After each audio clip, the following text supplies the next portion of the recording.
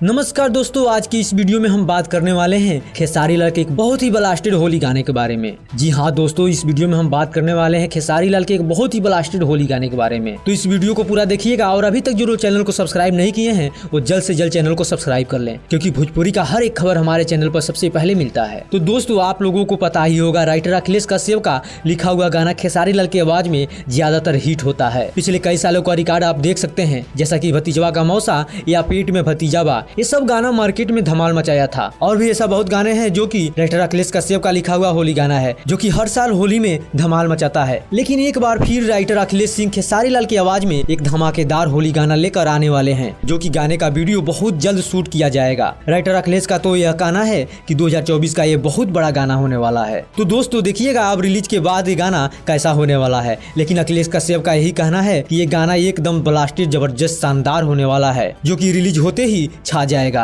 अब बात किया जाए राइटर अखिलेश कश्यप का लिखा हुआ गाना खेसारी लाल की आवाज में कब तक आ जाएगा, तो दोस्तों खेसारी लाल की आवाज में ये गाना 1 मार्च तक आ जाएगा। इस गाने को आप सभी के बीच में रिलीज किया जाएगा अन्नपूर्णा फिल्म के यूट्यूब चैनल से। हाँ तो दोस्तों, कितने लोग का इस गाने का इंतजार है नीचे कमेंट बॉक्स में जरूर बताएं, और वीडियो को लाइक करें, ज्यादा से ज्यादा शेयर करें और चैनल को सब्सक्राइब करना बिल्कुल ना भूलें। धन्यवाद दोस्तों।